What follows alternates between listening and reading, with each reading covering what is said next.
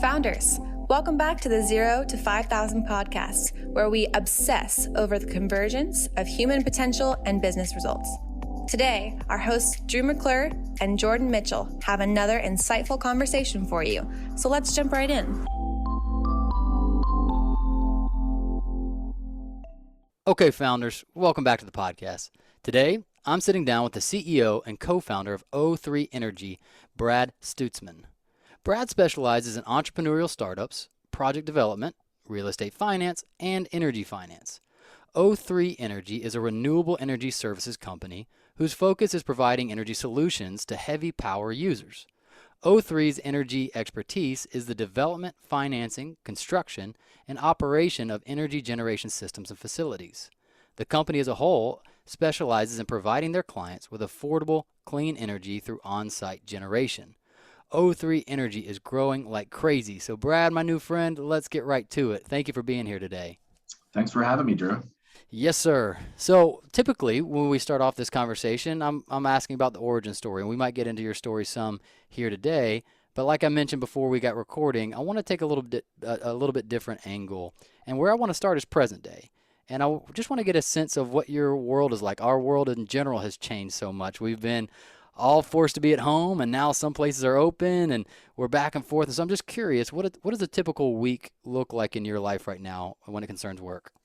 Well, I mean, right now it's very dynamic. I don't think there's anything static about the weeks with COVID. Everything seems to change daily, right? Sometimes we're having some sort of back and forth of masks in the office, not masks in the office, things of that nature. It's kind of a hybrid sort of model right now. I try to make it in the office as much as possible. Most of the team tries to make it into the office as much as possible. But, for instance, I think someone the other day, they had, their child had a COVID outbreak at their home or at their school. And so they had to stay home for the week because the kid, her child had to quarantine. So, it's kind of, if we can be in the office, we're in the office. If not, then, we're accommodating accordingly. So. Yeah. For you right now in your role, what would you say your time is most being used for? Where are you most using your time? As CEO, I feel like a lot of my time is attacking fires here and there that need to be put out. Getting a phone call from an employee that, hey, this just happened, or there's how should we address this over here or that. I would say I feel like that's 90% of my role on a day-to-day basis. I was about to ask the question, do you feel like you're a firefighter, but I didn't want to lead the witness at all.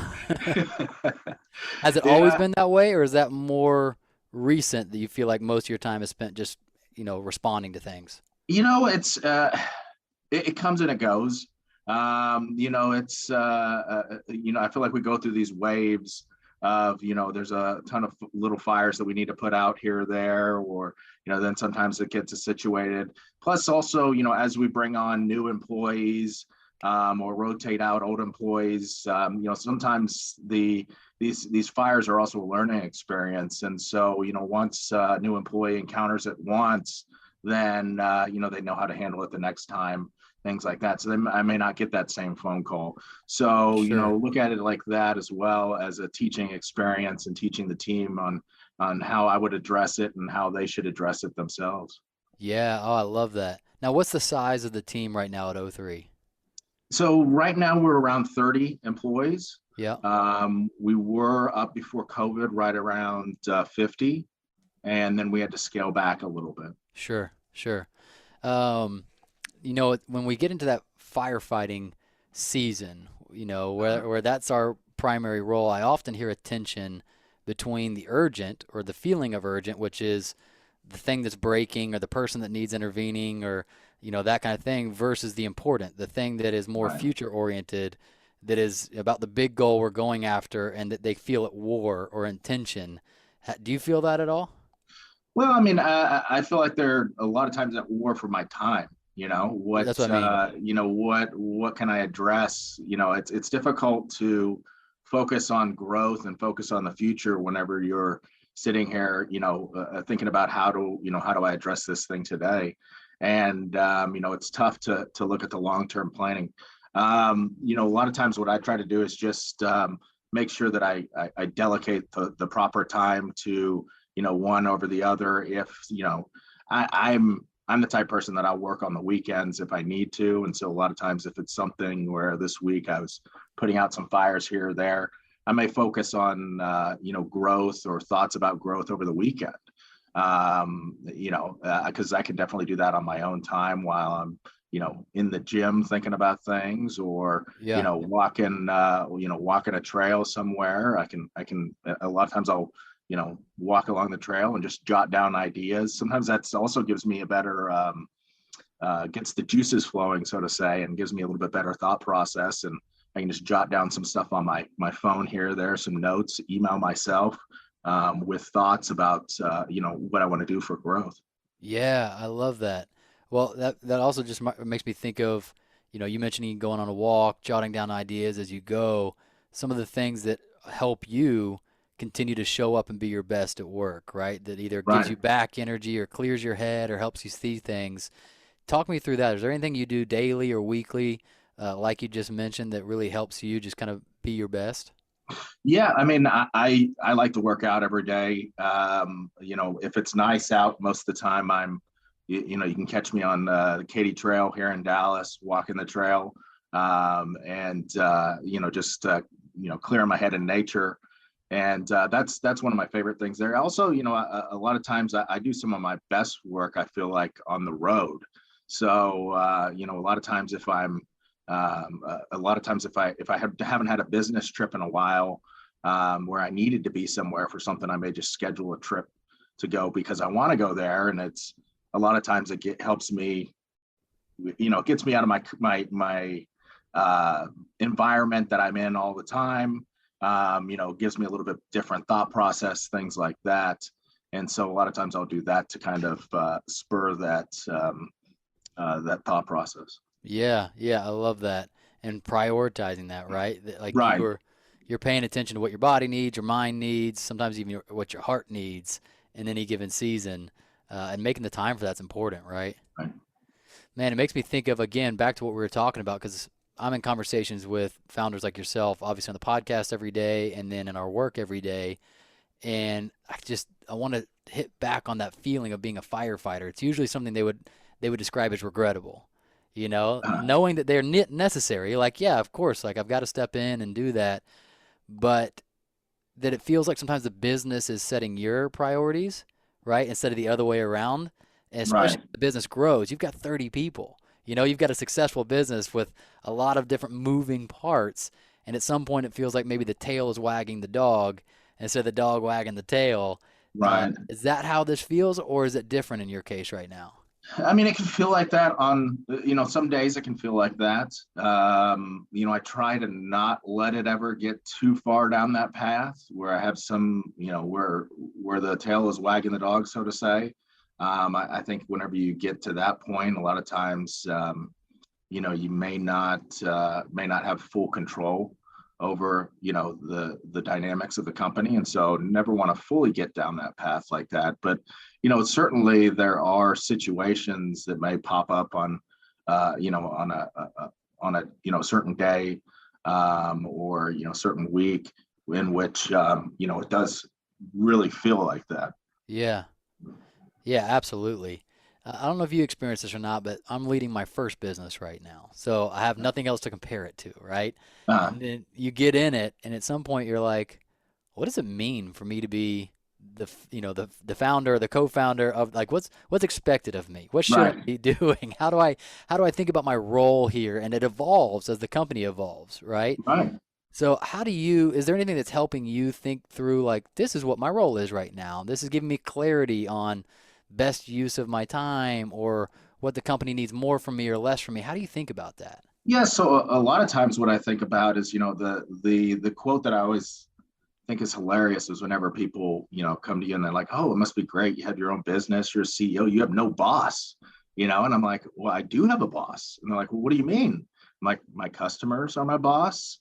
My employees are somewhat my boss, Yeah. and then we have investors. Investors are my boss as well. It's like, those are the things that I have to take into account whenever I'm, making decisions for the company. Those are where my priorities lie as far as that goes. So, you do have a boss, even though you are the boss. Yeah. Yeah. Yeah. So when you wake up every day, how would you answer the question, the most important thing for me to do today is what? The most important thing for me to do today is to push the business forward. Hmm. And each day it depends on what it is that the business needs to be pushed forward. So whether it's, focus on some operations, focus on some sales, focus on, some management needs here or there. Each day entails something a little bit different, but at the end of the day, it's pushing that business forward. I love that. Even that is so helpful. Again, for me, I'm like, oh yeah, that makes sense. My main job is to move the business forward, whatever that means, right? Yeah. Have you noticed that has changed in and out in from the beginning till now? Like sometimes at the beginning, we are doing all the work. We're Right. landing the deals. We're out there servicing the client, and then at some point you're like, I think I need to hire someone to do that so that I can keep doing this part. Has that changed for you at all?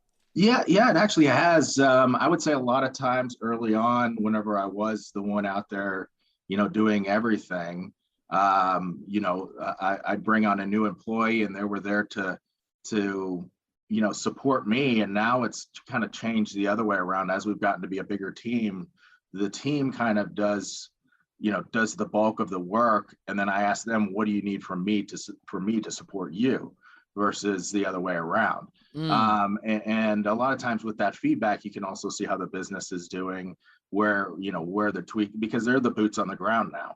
I'm no longer the boots on the ground as much as I would love to be. I just can't do that much from a day-to-day standpoint. I don't have that many hours in the day to do, what is, 24 times, 30. I just can't do that. That's just physically impossible. So, my role now is to support them more than the other way around in pushing the company forward. oh, I love that. It makes me think of some executive I was listening to that was saying, very similar idea. My main job now is to remove the obstacles for the team. Right. They're the ones doing the work, and I just got to listen and know what obstacles need removing so they can keep doing their work. Yep. Exactly. How do you go about getting that feedback from your team? Is it just organic right now? Is it you just in general valuing listening to them, or is there anything in particular you guys are doing to get feedback from your Well, I people? mean, we have I have weekly meetings with, different managers to get that feedback. And then a lot of times, I mean, I'll just pick up the phone and call them and say, hey, looks like, this happened or that happened. What are your thoughts on why that happened? And a lot of times I'll even tell them, just speak frank.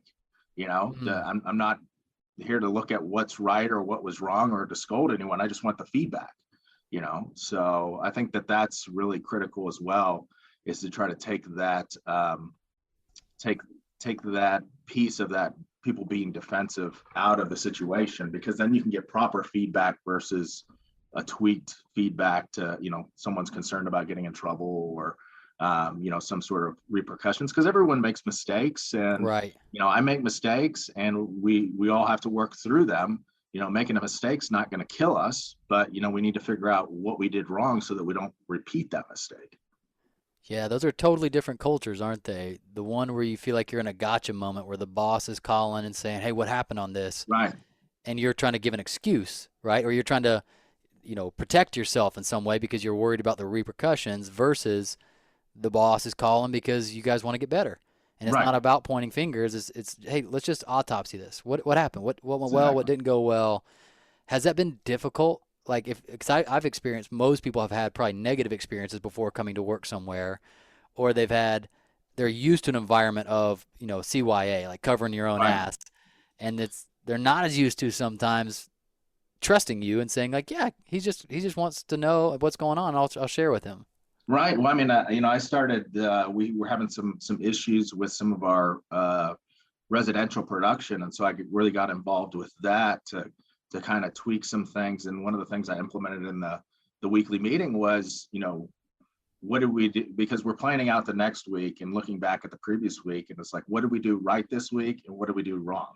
And it was amazing how much the guys would actually bring up, hey, I did this wrong, or this, like I screwed up Wow. here this week, versus, start pointing fingers at other people, or just harp on everything that was great, great for the week, and just acting like nothing went wrong. It seemed like, everyone was more apt to sit there and say, I maybe, screwed up here a little bit, but I learned from it, but, I'm not going to do it again. Or, we, didn't get an order in on time, and so it was delayed a day, little things that, were really tweaking to help us get a little bit better. Yeah, that's what I was about to ask. Did you notice after implementing that you were getting useful information back that helped you change your process or your systems or your service better? Absolutely. Well, and then just a learning experience for, individuals on the team as well. Yeah. Well, it makes me think of kind of the lean startup idea where the main premise is how fast can you go through the cycle of building, then measuring, and then learning. And you Right. just keep repeating. All right, we build something, then we measure how it went, and then we learn from it, and then we tweak what we did. And the person was basically saying, like, how fast you do that, how many times in a year you do that, determines like how quickly you can grow effectively, right? Right. And it sounds like you guys are doing a version of that kind of feedback loop. Like we always want to know what went well and what didn't go well. Right. Absolutely. I mean, because at the end of the day, nobody has all the answers, and it's about figuring out figuring out those answers. Totally. And that's what I resonated with. His basic premise was that entrepreneurialism, I guess, being an entrepreneur is in large part navigating the unknown. Right. We all like to think it's known. We act like it's known. It's like, no, in many aspects of this business, we are navigating the unknown. Right. Well, I mean, if it was known, it wouldn't be entrepreneurship. It wouldn't be something new that you're creating. It would be something that's, been there forever. Yeah. So these have to be new ideas. Well, especially with the industry you're in with renewable energy, I know it's not new, but it Right. certainly isn't mainstream. Like in terms of like it's still being adopted as an In its alternative. infancy stages. Yeah. So what is that? Just talk to me about that. How challenging has that been that you're not just building a company in a known space that everybody's using gas or Right. everybody's using, electric energy for whatever, but we're in renewable energy. How difficult has that been? I mean, it's, I've been in the industry for about 12 years now. So, I've seen a lot of changes. And honestly, that's one of the things that I like about the industry is that it is in its infancy stages. So you don't have a lot of people out there saying, we've done it like this for 100 years, and, this is what works. All this other stuff doesn't work, because people are still trying to figure out, you see, certain things that, yesterday they said don't work in the, solar space. Now they're trying and find out that they work, so it's just amazing some of the changes, just for example, some of the technologies were, you always want your solar panels facing due south if you're in the northern hemisphere, right? It never go east and west with it. That was always, traditional thought process. Then now some of the racking systems that they're coming out with are east-west facing, but the way that they have them stacked, you're able to squeeze more panels into a smaller space Huh. than, because you don't have shadowing over the other one. They're back to back, because you're capitalizing on getting a lot of solar or sun radiance in the morning from the east, and then capitalize on getting a lot of it in the evening on the west. And so, just these different attacks on, or different takes on, how to implement it is really, original thoughts. Yeah. Yeah. So there's a lot of innovation still Right. available, right? Where no one's just entrenched in their old ideas of how to do this. It's a little bit of the frontier, right? Right. Well, I can imagine that being a challenge, not overcomable by any means, but a challenge to selling someone Right. is that it's not established. That maybe last year they heard solar wasn't effective at all, and then now they're hearing maybe it is. Like, how have you guys gone about getting people to adopt something that's still somewhat in its infancy of adoption? Yeah, so the number one, I guess, hurdle for sales in this industry, it seems like, is education. Mm-hmm. Educating the customer on the technology, the things that work. That's the number one. It's not difficult to get in front of a customer. It's difficult to get in front of them to educate, I guess. There's tons of, you can put all sorts of advertising on the radio, you can put all sorts of advertising on the billboards, things like that, but it's tough to put all the education on those billboards, all the education on the radio. So you need to be able to get in front of them and educate them. And that's really what our proposal process is going through and educating the customer or the client on solar, what that means for them as far as energy savings, what that means for them as far as investing in their property, and the benefits associated with that. And so then once they're educated, it's a very easy sell once they understand the benefits.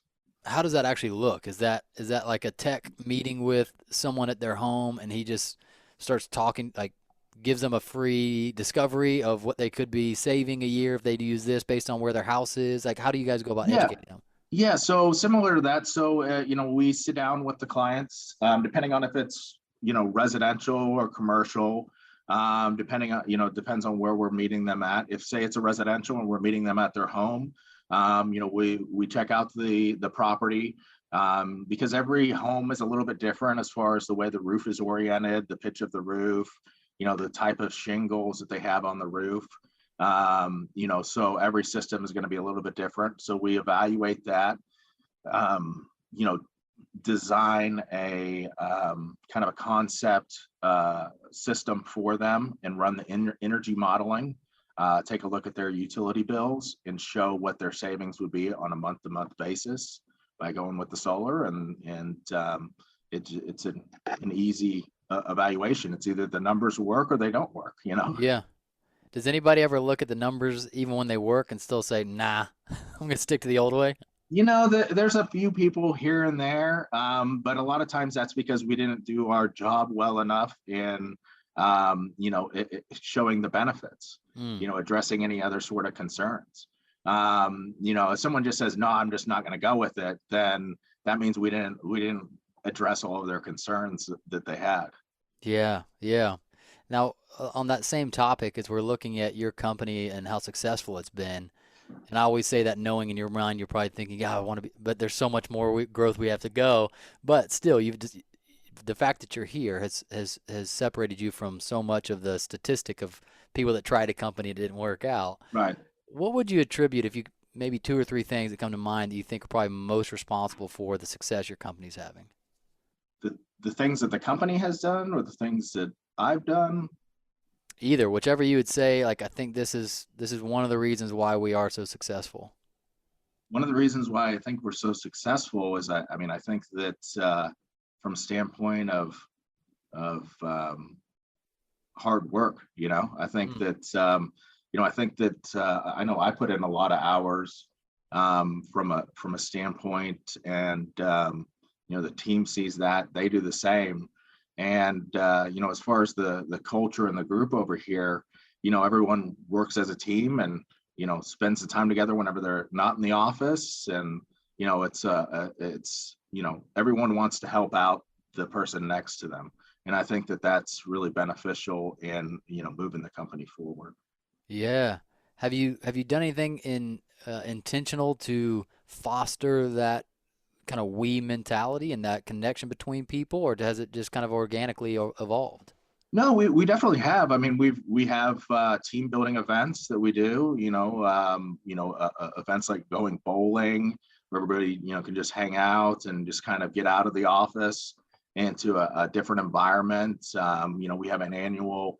We stopped doing Christmas parties a while back, and we switched it over to an annual kickoff party.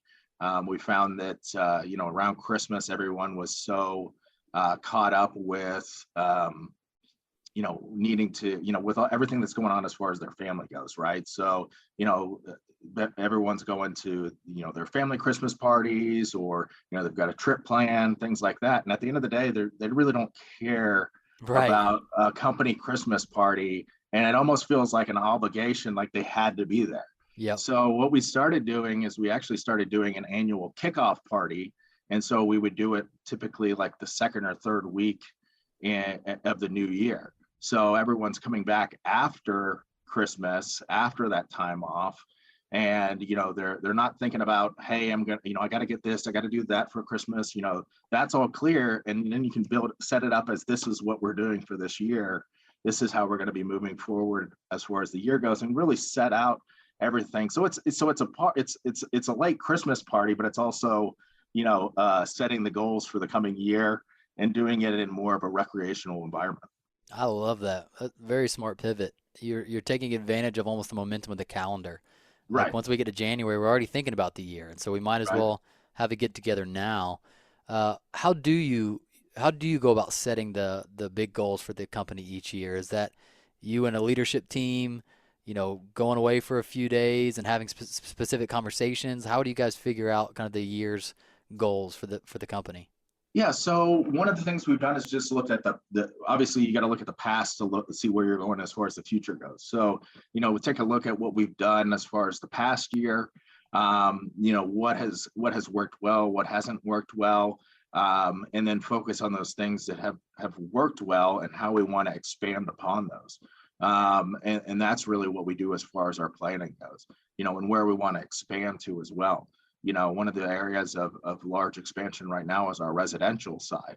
Residential solar has become very popular, and we're really trying to grow that from a standpoint of different states. That takes a little bit more involvement as far as, we have to have an office in each one of the states typically, because it's difficult to absorb travel cost.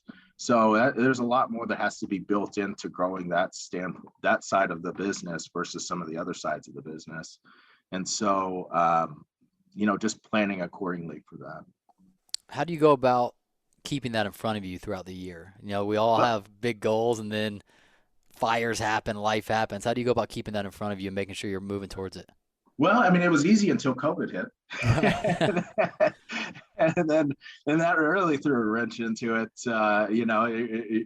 Nobody knew what was going to happen, throughout that. Luckily now I feel like we're kind of coming out of it.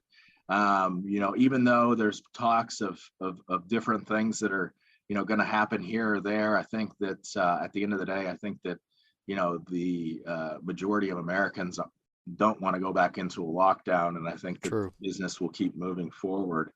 So as far as keeping it in front of me, I just don't like to look back. Just keep looking forward. That's really what what the drive is, and what you do as a CEO is just keep pushing it forward. Yeah. And that's, at the end of the day, that's what my role is within the company, and that's what I got to keep in mind. Do you guys review your metrics and your goals every quarter, things like that, or have weekly meetings about? Okay. Yeah, every quarter. Well, I mean, we break it down. I mean, depending on what the metric is, we look at certain metrics on a week-to-week basis, and then we look at metrics as far as a month goes, metrics as far as a quarter goes, and then annually as well. So, but it just depends on which matrix we're looking at, right? There's some matrix that we need to look at on a weekly basis, and then some of them, we don't need to look at except for on a quarterly basis. So. Totally makes sense. What's the primary challenge or question to be answered right now, do you feel like, for your business to move into whatever the next possibility is of growth for you? Oh, shoot. What is going to be, well, one of the things to always keep, you always got to keep a tab on in this industry, because it is moving. It's always changing, as I mentioned, is what the new technology is, what the technology is going to be here coming up, what pricing is going to be for that technology, and just keep all of that in mind. Is it technology that you feel is going to adapt well to the customer, or is it technology that you feel is going to be the hot topic for a month, and then people realize it's not really worth it, so it's just really keeping an eye on what that technology is that that people are really going to jump on board with. I would say right now, the technology that is really starting to push forward is energy storage along with solar. That seems to be the current push. Is some of that mandated, and you have to just get to know what the new thing is mandated we use, or is it options that So you good? So in some markets it's mandated, and then some markets it's options, and it really depends on the grids in those markets and what the benefit is to the client. Gotcha. But you're having to keep a constant radar on the changes, which I assume are pretty rapid. Is technology kind of expanding and adapting pretty quickly in your market? Yeah, it definitely is, and you can take a look at other areas wherever the cost of energy is a lot higher, and see, because typically they're quicker to adapt new technologies because they can absorb it a little bit better because their cost of electricity is so high as it is. And so you kind of keep an eye on those markets and see what they're doing and what's going to end up, maybe coming to Texas eventually. Like for instance, the energy storage. Right now in Texas, energy storage. A lot of times it's tough to make it pencil whenever you build it into residential projects because the cost of energy is so low here in Texas. But there are some utilities now that are starting to mandate it for some of their incentives and things like that. And so, it's going to be coming eventually. Yeah. What do you think right now as you're in this industry and in this world, really, this energy world, what do you think the future is in the next 10 years for renewable energy? At Oh, least well, here, at least here in the States.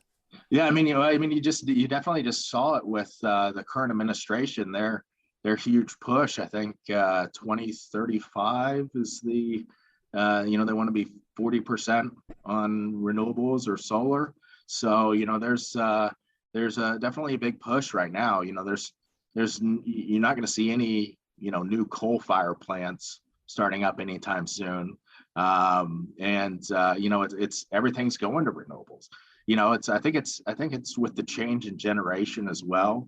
Sure. A lot of the younger generation, as they're taking over as the leaders of the world, are looking back and like, hey, why aren't we using these technologies? Now they're cost effective. If I have the same cost to put in something that generates a bunch of emissions or something that doesn't, why would I go with what generates a bunch of emissions? So it's starting to make more sense, and I think that it's the more technology is used, the cheaper in price it comes, and so it makes it more commercially viable and things of that nature. So help me understand this. If in 2035, if they were actually successful, which we Right. know how often our government is not successful at what it aims to do, but Right. let's say they hit the mark and it was 40% is now renewable energy. Is that I just don't know the difference between any numbers. Is that a drastic difference between where we are now, or is that It a is. gradual? Yes, it's definitely a drastic difference. Okay. So So things would look much different if that were to be true. right. Yeah. And would that be primarily on the home side? Would that be on the car side? Like that we're primarily, or 40% of the cars on the road are electric vehicles versus gas vehicles? Like what does that mean? No, that's right. And I haven't read the whole plan yet. It just came out a couple of days ago. It was, it was just a deployment of a lot more solar. So, Okay, all new, energy plants instead of building, a nat gas energy plant would be a solar plant or things like that. I gotcha. So it's just a deployment of a lot more. Gotcha. On the residential side, I'm always curious about like a house for myself. Are there certain areas you just can't do it? Based on the weather patterns and whether you Yeah. have a lot of cloud overhang or whatever most of the year. How do you get around that if you're in a place where it's not ideal for it? Yeah, so I wouldn't say that there's a location as far as like a region that doesn't work well. What I would say is more of the home itself or the property itself. Are you underneath a bunch of trees, right? There's Yeah. some neighborhoods that They have tons of large trees over top of it. Well, it probably doesn't make sense to put solar on that if your house is shaded, 95% of the day, things like that. So, it's everything's a little bit different. You have to look at, there's never a one size fits all for anything. Totally makes sense. Like I don't think solar will be going to England or Scotland anytime soon with how overcast and rainy it Right. is there every freaking day, right?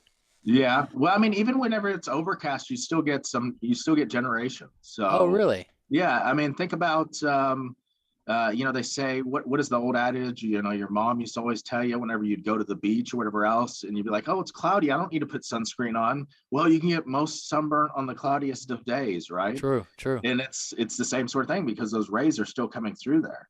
So that's what creates the electricity is the rays from the sun hitting the semiconductor of the silicon and bouncing off those electrons. So it doesn't matter as far as heat or anything like that for the photovoltaics that we're using. It's those rays from the sun. So it Yeah. does still produce on a cloudy day. Yeah.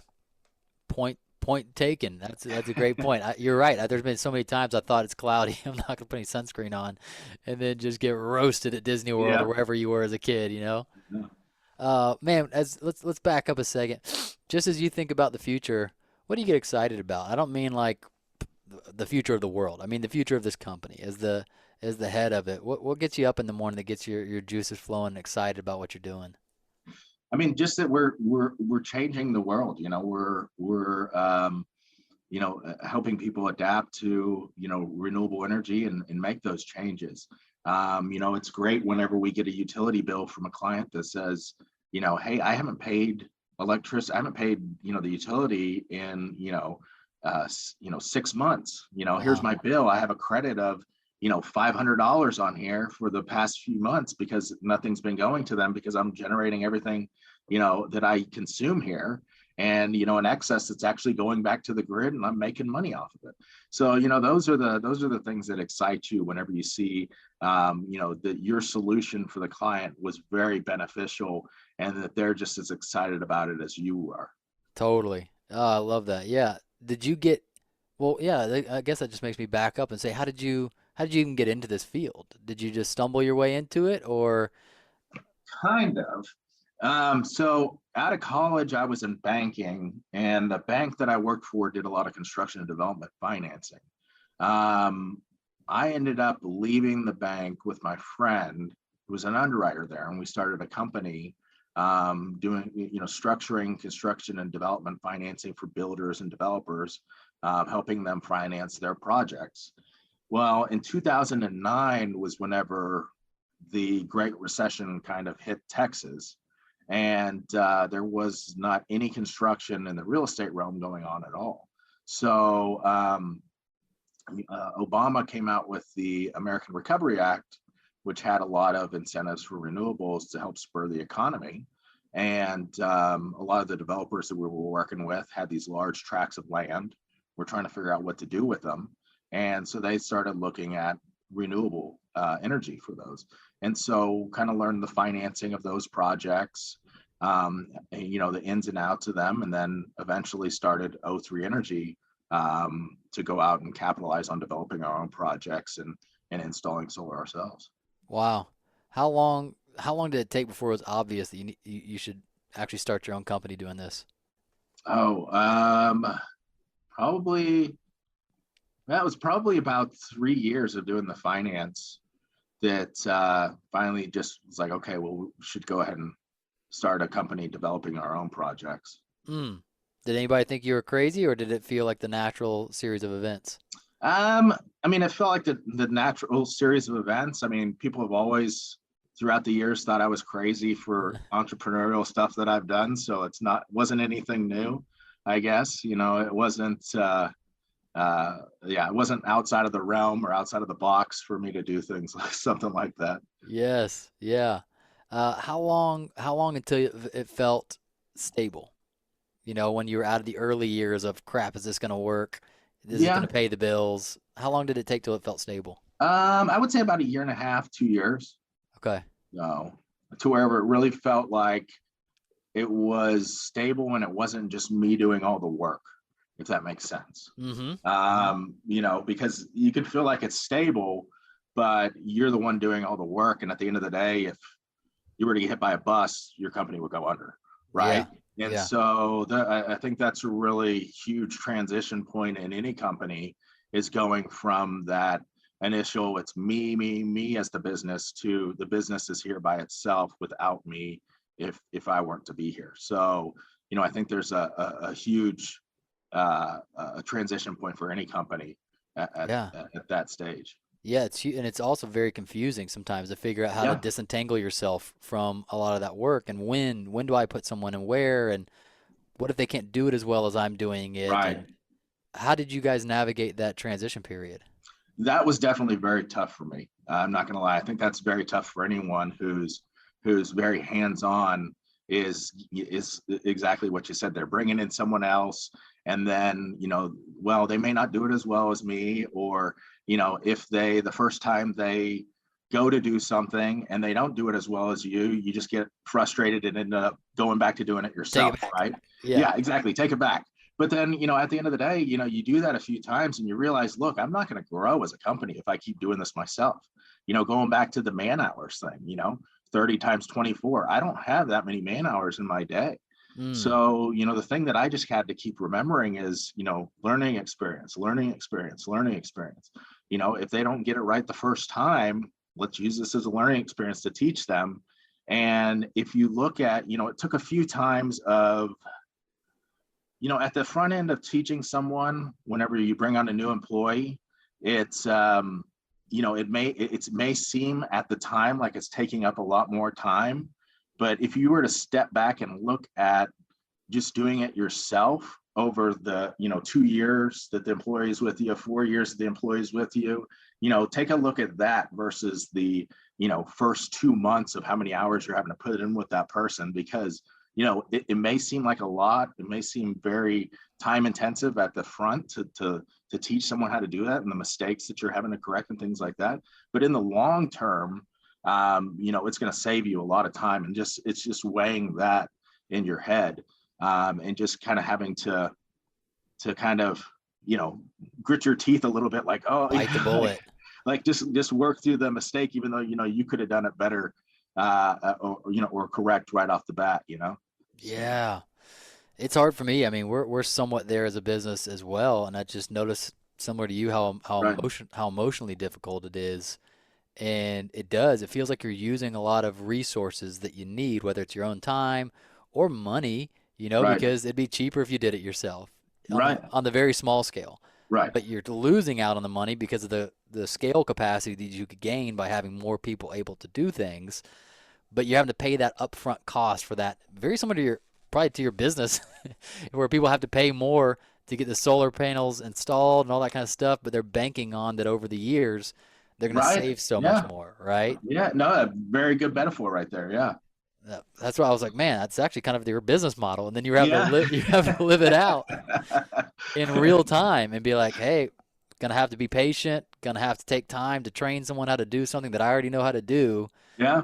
But believing that the long-term implications were going to be way in your favor, right? Right. How long do you think that lasted, that kind of transition period, before you felt, again, it's always kind of happening in small stages, but before you felt like you'd really shifted it from you doing all the work with some support to now other people starting to do the work that you're supporting? Well, it didn't all come at once. I would say it came as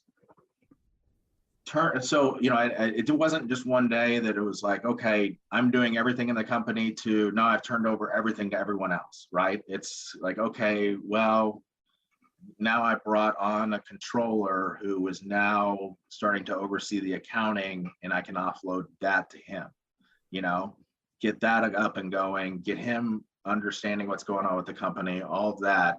And then, okay, here's 6 months later, guess what? We're starting to hire a lot of people, and I'm spending a lot of time on interviewing people and things like that. Now I need an HR person. Now I bring on the HR person, start teaching him how to do, what you were doing, and start coordinating, building those processes with them. And then, hey, look, now I need an operations guy to start overseeing the operations, and I can focus on someone with the sales.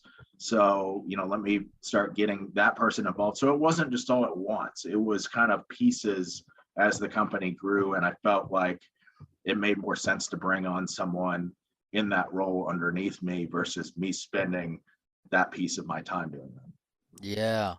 Well, it makes me think about the different seasons a business goes through. So we're talking about that early Right. stage where you're going from one man show, maybe a small team of people, to scaling, right? Like Right. replacing yourself in some situations. It seems like, and I'm curious if you feel the same, it seems like around 30 to 50 people is where you also go through a new season that I call going from organic to organized, where up until now, everything's been somewhat organic. We just kind of know how to do things here. There's not a ton of processes. There's not the need for too much structure.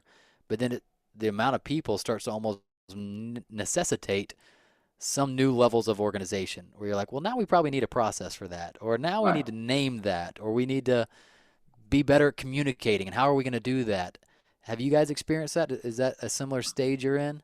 Yeah, I mean, we've been, I would say early on, we started putting together, standard operating procedures and things like that, probably whenever we got to about, I would say probably about 10 employees. Okay. And really, I'd say it started whenever started bringing on that controller or that HR person, when I started offloading like a whole section of the business to someone versus, individual tasks. That's whenever that really started, and it started building those SOPs so that everyone within that group could be on the same page. Yeah. Also, not just that, but also filing systems, right? You start getting multiple people, getting on a shared drive, looking for documents and things like that. And if everybody's kind of using their own way to organize it, you're never going to find a document. So, little things like that. It's just, just how you can kind of, and at the end of the day, you kind of think of the way the military does it, right? Hmm. Like how would the military organize something like this? They would look at it as a standard way to put things together and how people, work together. So that's kind of the thought process behind getting it organized. Super cool. It's yeah, great foresight that you were doing that earlier in the company's growth than later. Right. I think you're actually ahead of a schedule in a good way. Yeah. Thanks. We normally see that much later, and maybe it's necessitated by even the kind of industry you're in, where there's got to be some standard operating procedures and servicing these accounts and things like that that are very particular, and you can't really wing that. You know what I mean? Right. Yeah. Love it. Well, man, this has been fascinating. Let's jump into our lightning round questions, and then I'll let you get Okay. back to your day. So we've got 5 lightning round questions that we have asked every founder that's been on the podcast, and we're going to do the same with you. So we're going to start with question number 1. If you could ingrain one message into your entire organization, what would that message be?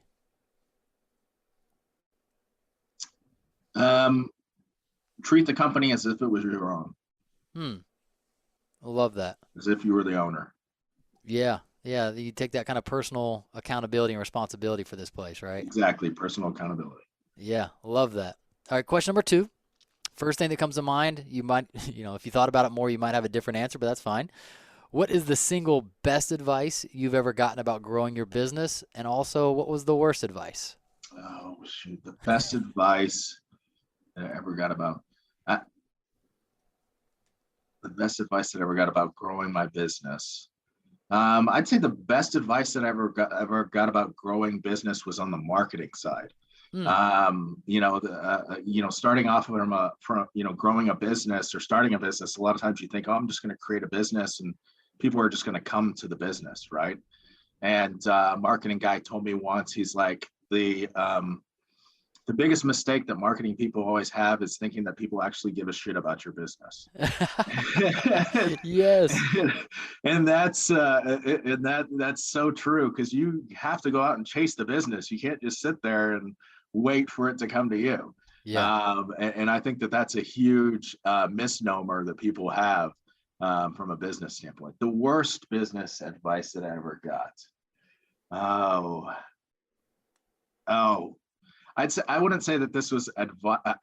This was advice that I heard from a professor a business professor that I heard speaking one time, and it was, don't worry about the revenue model. You need to focus on, what was it? Basically said too many people focus on the revenue model for their business, and they need to focus on, just what the business stands for. And I was like, that's a nonprofit. Right. Like, I That's understand, a charity. like at the end of the day, if you're a for-profit, you need to figure out what, your revenue model, how it's going to make money. If you're just wanting to understand, if you're just wanting to stand for something, that's a nonprofit. Yeah. Sounds like a great way to create a hobby or a charity. Exactly. Yeah. No. I love it. All right, question number 3. What causes you currently the most stress or worry leading this organization? What causes me the most stress or worry?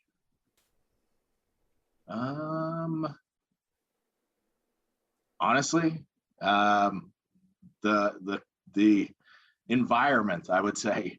What's going on as far as what's going to happen as far as the economy, or what's going to happen as far as maybe some sort of governmental changes. Yeah, I can totally see that, especially for your industry. Right. Okay, number 4. What is your BHAG, your big, hairy, audacious goal for this company? I would like to surpass 100 million in revenue, and eventually either take the company public or take on a large investor. Heck yeah. How long do you give yourself to get there? I would say within the next 5 years. Wow. Awesome. Really exciting to see. Yeah. Okay. Question number 5. This is our fun, creative question for you. So we're going to play a game of Back to the Future. If you get to hop into a DeLorean, you get to go back to your past, but there's a rule. You're not there to change anything or whatever, but you get to pass along a message to yourself. When would you go back, and what's the message you would pass along to that younger version of yourself? That's very easy. The first thing that I would do is go back to someone like myself that was, starting off as far as whenever I was first starting businesses, and say, find a mentor or someone who has been through it before, and that you can pick their brain and bounce things off of. Love it. Brad, this has been awesome, man. Thank you for going on this journey with me. Let me take a deep dive into your world, your company's world, and it is clear to see why you have been so successful, and I'm excited to see your continued success in the future. So I appreciate you being here, my friend. Yeah, thanks for having me, Drew. Yes, sir. Founders, thanks for listening. We hope you enjoyed it. Make sure you subscribe to the podcast and hop into our monthly founder email so we can ensure you stay on the edge of peak performance and massive business results.